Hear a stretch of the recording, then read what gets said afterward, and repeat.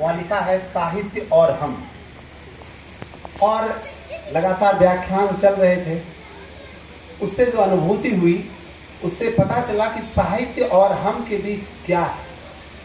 तो बहुत गहरी संवेदना के साथ और अपनी चेतना के साथ मैं कहना चाहता हूँ कि साहित्य और हम के बीच है वक्त। ये सारा खेल वक्त का है। अगर साहित्य और हमारे बीच कुछ नहीं बचा है तो समझिए चूंकि वक्त नहीं बचा है। आप गौर करेंगे कि जब पहले वक्ता से लेकर अंतिम तक सिर्फ वक्त का तकाजा होता रहा, कहीं वक्त नहीं था, कहीं किसी को वक्त नहीं मिल रहा था, तो वक्त के इस जाल में फंस चुके हैं हम लोग। और सच्ची बात तो ये है, शीर्षक को देखकर एक अनुभूति होती होगी कि ये चिंता का विषय है। मैं आपको आश्वस्त करूं, यह चिंता का विषय नहीं। कुछ लोगों को ऐसा प्रतीत होता है कि साहित्य पर खतरा है, साहित्य लुप्त हो रहा है, साहित्य के पढ़ने वालों की कमी हो रही है, फला फला फला बहुत सारी चिंताएं, बेसिर पैर की चिंताएं सिर पर लेकर अपने बाल हम लोग उड़ाए जा रहे हैं। लेकिन सच्ची बात, अनुभूति की बात और ठोक कर मैं कह सकता हूं कि अतीत में भी हर कोई साहित्य नहीं पढ़ता था, वर्तमान में भी हर कोई साहित्य नहीं पढ़ रहा है, और आने वाले भविष्य में भी हर कोई साहित्य पढ़ेगा, इसकी गारंटी कोई नहीं ले सकता। साहित्य पढ़ने वालों का एक वर्ग होता है, उस पढ़ने वालों के वर्ग में थोड़ी कमी वृद्धि होती रहती है। और कुछ चूंकि लग रहा है कि मैं एकदम किनारे किनारे किनारे सभी वक्ताओं को सुनकर यहाँ बोल रहा हूँ, सभी वक्ताओं को सुनकर लगभग बोल रहा हूं, तो बहुत सारी बातें ऐसी होगी मानो मैं अध्यक्ष के भाषण दे रहा हूं। मैं अध्यक्ष होने का के मुगालते में नहीं हूं। मैं साफ साफ कह रहा हूं कि अंतिम तक सुनने के कारण जो अनुभूति हुई, बहुत सारी बातें, कुछ वक्ताओं ने तो भाषा को ही साहित्य घोषित कर दिया, कुछ वक्ताओं ने अपने अपने हिसाब से साहित्य को के प्रति इतनी चिंता जाहिर की कि मैं यही कहना चाहूंगा कि आप सभी पंच परमेश्वर से कि अपने बड़े भाई साहब को कि इस ठाकुर को कुएं में धकेल दें ताकि इन्हें भी सदगति प्राप्त हो। कुल मिलाकर मैं इस साहित्य को इतना ही समझता हूं कि जो लोग संवेदना को समझने के लिए, संवेदना को गहराई से समझने के लिए कुछ प्रयास करते हैं, उन्हें साहित्य की ओर ज्यादा लगाव होता है और साहित्य की ओर ज्यादा जुड़ने का प्रयास करते हैं। जैसे किसी को अगर भौतिकी से ज्ञान से लगाव हो, जैसे किसी को गायकी से लगाव हो तो उस क्षेत्र में जाएंगे, उसी तरह साहित्य भी समाज में एक विषय की तरह है। आप इसी तरह लें, चिंता का विषय नहीं है। दूसरी ओर मैं यह आश्वस्त कर दूं, लोग कहते हैं साहित्य के प्रति की, अभी हमारे अग्रज भाई लोग, बहुत सारे प्राध्यापक लोग बोल के गए, साहित्य में आप अनुभूति करिए, साहित्य में छात्रों की संख्या में लगातार इजाफा हो रहा है, तो हम किस खतरे को भांपें। आप चिंता न करें, साहित्य और हमारे बीच एक अटूट रिश्ता है। हमें लगता है उत्साह में एक वक्ता ने यह भी कह दिया कि साहित्य हमसे साहित्य है, साहित्य से हम।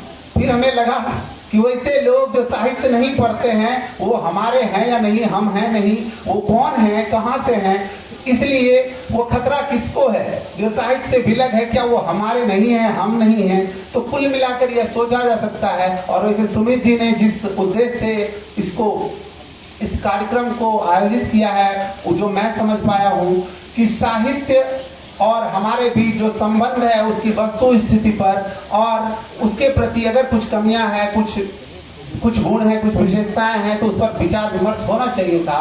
मैं यही कहना चाहूंगा कि भागलपुर की धरती के बारे में जो आरंभ से वक्ताओं ने इतिहास से दोहराने के कारण, विरासत के कारण जो बातें रखी, उससे पता चला कि बहुत गंभीर और बहुत ही माकूल जगह है भागलपुर, जहाँ साहित्य ही साहित्य है। और आज के क्षेत्र में, आज हालांकि यहाँ साहित्यकारों की उपस्थिति थोड़ी कम है, जैसा कि मैं निजी तौर पे कह सकता हूँ, अगर सिर्फ भागलपुर के साहित्यकारों को एक जगह जमा कर दिया जाए तो शायद आप लोगों का यह अंदेशा दूर हो जाएगा कि भागलपुर में साहित्यकारों की ही संख्या इतनी है कि बड़े से बड़ी महफिल को भर दिया जा सकता है।